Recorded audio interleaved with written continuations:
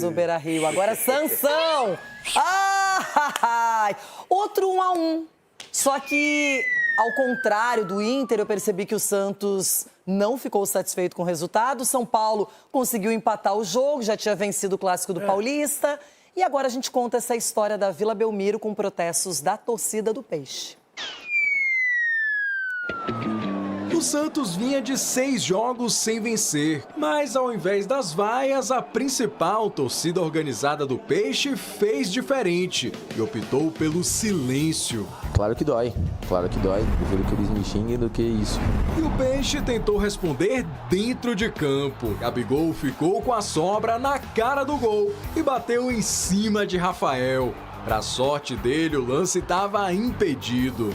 Sempre que o tricolor se lançava ao ataque, parava em Brasão ou em Adonis Frias. Caleri ia sair livre, mas o zagueiro matou a jogada. Daronco deu só amarelo e o time tricolor ficou na bronca pedindo a expulsão. Bobadilha mandou um chutaço para a defesa de Brasão. Tapia tirou tinta da trave. E quando o relógio bateu 45 minutos, a torcida voltou a cantar. Mas sem esquecer dos protestos.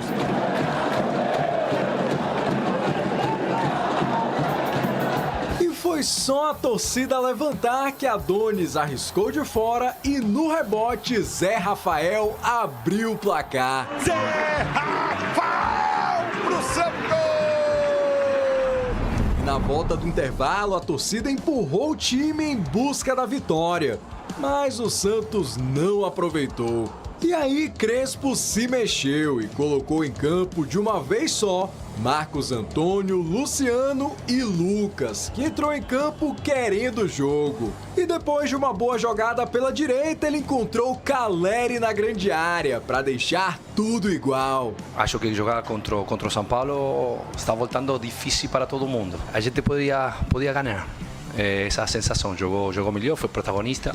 Sem muita criatividade, o Santos apelou para a bola aérea em busca do segundo gol. Mas não teve jeito e o clássico terminou mesmo empatado e com vaias para o time na saída de campo. As coisas estão melhorando pouco a pouco. Há ruídos fora, há protestas fora, mas se levamos todas essas protestas de fora para dentro, não sei se ajuda. Se no São Paulo a crise foi praticamente esquecida depois desse terceiro jogo de invencibilidade, no Santos ela está cada vez mais instalada. Sem vencer há 7 jogos, o Peixe segue na parte de baixo da tabela do Brasileirão. E domingo tem confronto direto pela permanência no Paulista, contra o Noroeste fora de casa. Eu acho que todo jogo para o Santos vai ser uma final. Hoje foi uma final e domingo é outra final de Copa do Mundo.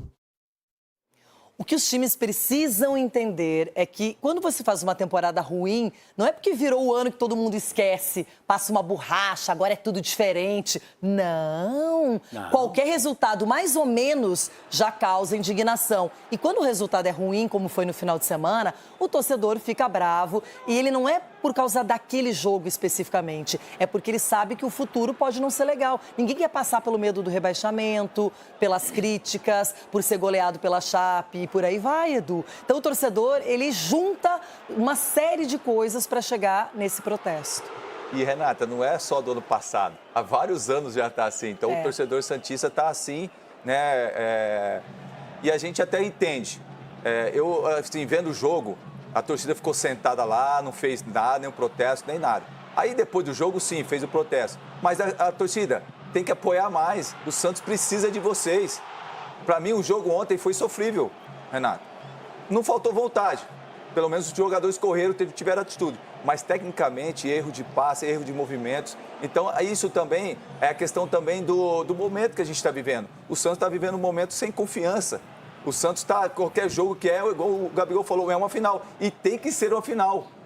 Porque faltam 2 jogos só no Campeonato Paulista e está correndo risco aí do rebaixamento. Então, o Santos tem que acordar, dá tempo para acordar. E, na minha visão, o Santos tem um elenco médio, mas poderia render mais do que está rendendo. Cicinho, e o São Paulo? Como ficou para o São Paulo esse empate? Renata, pelas circunstâncias do jogo, acredito que estava dentro do script do São Paulo, porque a postura do São Paulo, se tivesse forçado um pouquinho mais, teria ganho a partida, porque eu fiz esse jogo ontem pela rádio Band News FM e assim, foi um jogo triste, um jogo feio. O Gabigol tá falando que tratou como final, isso daí não pode ter sido tratado como uma final. Porque o Santos jogou muito mal, sem criatividade. O Vojvoda tá batendo na tecla. Ele não põe o Robinho Júnior.